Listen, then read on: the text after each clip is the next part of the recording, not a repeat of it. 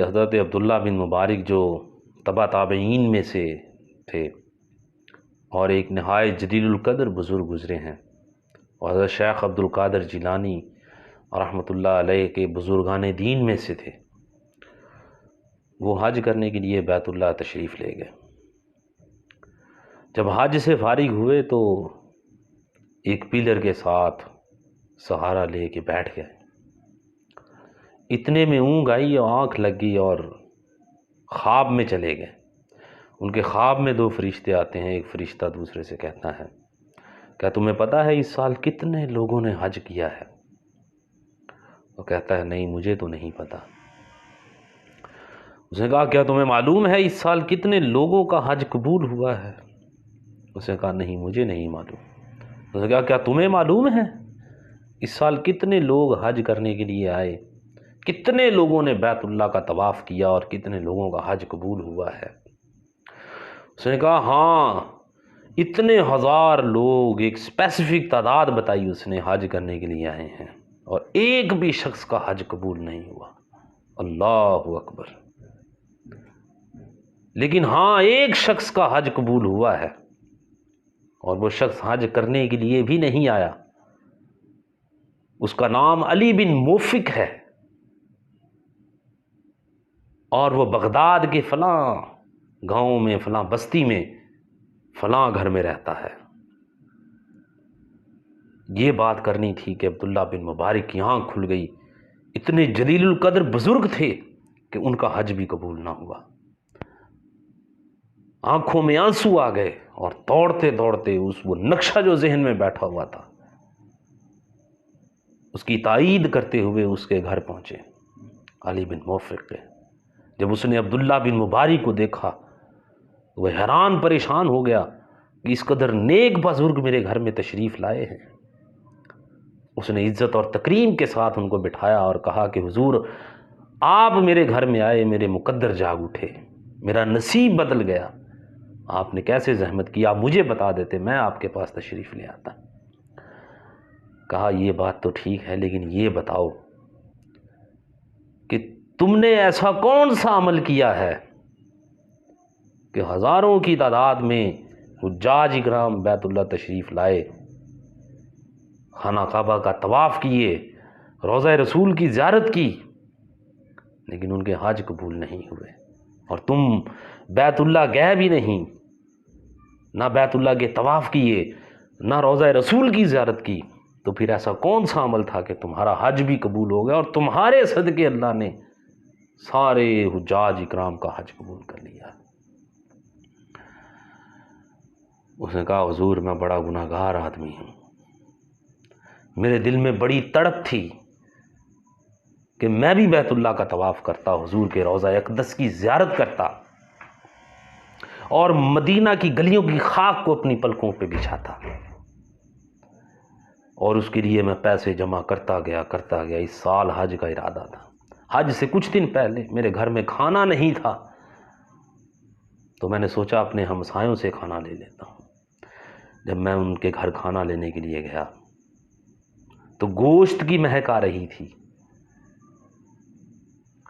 میں نے ان سے کھانا مانگا، انہوں نے کھانا دینے سے انکار کر دیا۔ میں سمجھا کہ شاید گوشت پکا ہے اس لیے نہیں دے رہے۔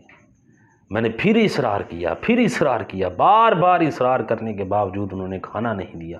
تو پھر میں نے ان سے دست بستہ یہ پوچھا کہ آپ کھانا کیوں نہیں دے رہے مجھے؟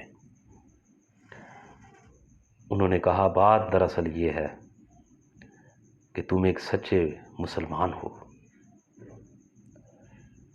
آج کئی دنوں سے گھر میں بھوک اور افلاس کے ڈیرے تھے، کھانے کے لیے، پینے کے لیے، پہننے کے لیے کوئی چیز نہیں تھی۔ آج کئی دنوں بعد مردار یعنی سور کا گوشت ملا ہے، وہ پکایا ہے، تو میں نے اس لیے آپ کو دینا گوارا نہ سمجھا کہ کہیں آپ کی عبادت میں خلل نہ آئے۔ علی بن موفق کہتا ہے کہ جب میں نے یہ سنا تو میں کانپ اٹھا کہ میں اتنے کھانے کھاتا ہوں، آرام دہ زندگی بسر کر رہا ہوں، حج کے لیے پیسے جمع کیے ہوئے ہیں، اور میرے ہمسائے میں یہ حال ہے کہ وہ کئی دنوں سے غربت اور افلاس کی زندگی گزار رہے ہیں، بھوک اور افلاس نے برا حال کر دیا ہے، کھانے کے لیے روٹی نہیں ہے، پہننے کے لیے کپڑا نہیں ہے۔ کہتے ہیں میں اپنے گھر گیا اور ساری جمع پونجی لا کر دست بستہ ان کے سامنے رکھ دی۔ اللہ اکبر، دست بستہ ان کے سامنے رکھ دی۔ جب عبداللہ بن مبارک نے یہ واقعہ سنا تو آنکھوں سے آنسوؤں کی لڑی پھوٹ اٹھی، اور پھر وہ علی بن موفق کہتے ہیں کہ میں نے ان سے معافی طلب کی کہ آپ مجھے معاف کر دیجئے۔ سر یہ وہ بات ہے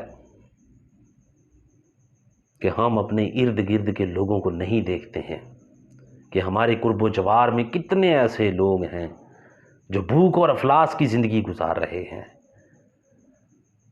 اور ہم نے کبھی یہ نہیں سوچا کہ how to purify our health, how to purify our wealth, ہم اپنے مال کو، اپنی صحت کو، اپنی جسم کو کیسے پاک کریں۔ جو اللہ نے ہمیں مال دیا ہے ہم اس کی راہ میں خرچ کریں، ہم ان لوگوں تک پہنچائیں جو اس کے مستحق ہیں، جو بے سہارا ہیں، جن کے پاس پہننے کے لیے کپڑا نہیں ہے، کھانے کے لیے روٹی نہیں ہے، رہنے کے لیے مکان نہیں ہے۔ ان کا حصہ ہے ہمارے مال کے اندر، ہماری دولت کے اندر۔ حضرت عائشہ رضی اللہ تعالی عنہا فرماتی ہیں کہ حضور کی بارگاہ میں لوگ مختلف تحفے تحائف اور نذرانے لے کر آتے تھے، اور حضور اس وقت تک گھر نہیں آتے تھے جب تک وہ سارا مال خیرات نہیں کر دیتے۔ اور سر ہمسایوں کے حقوق یہ ہیں کہ حضرت جابر رضی اللہ تعالی عنہ فرماتے ہیں کہ حضور جب ہمسایوں کے حقوق کے بارے میں بتاتے تو اس بعض اوقات اس قدر شدت آ جاتی کہ ہمیں یہ ڈر لگ جاتا کہ کہیں میراث میں ان کا حق نہ رکھ دیا جائے۔ آج ہمیں اپنے مال کو پیوریفائی اگر کرنا ہے، مال کو پاک کرنا ہے، اپنی جان کو پاک کرنا ہے، روح کو پاک کرنا ہے، تو پھر اللہ کا دیا ہوا مال اس کی راہ میں خرچ کرنا پڑے گا۔ یہی ہے عبادت، یہی دین و ایمان۔ یہ کام آئے دنیا میں انسان کے انسان، فرشتوں سے بہتر ہے انسان بننا، مگر اس میں پڑتی ہے محنت زیادہ۔ تو انسان بننا سب سے مشکل کام ہے۔ تو دعا ہے کہ اللہ تعالی ہمیں اپنے مال کو پاک کرنے کی توفیق دے، اور ہمارے قرب و جوار اور ارد گرد میں جتنے بھی لوگ جو بے سہارا ہیں، جو مستحق ہیں، ان کی مدد کرنے کی توفیق دے۔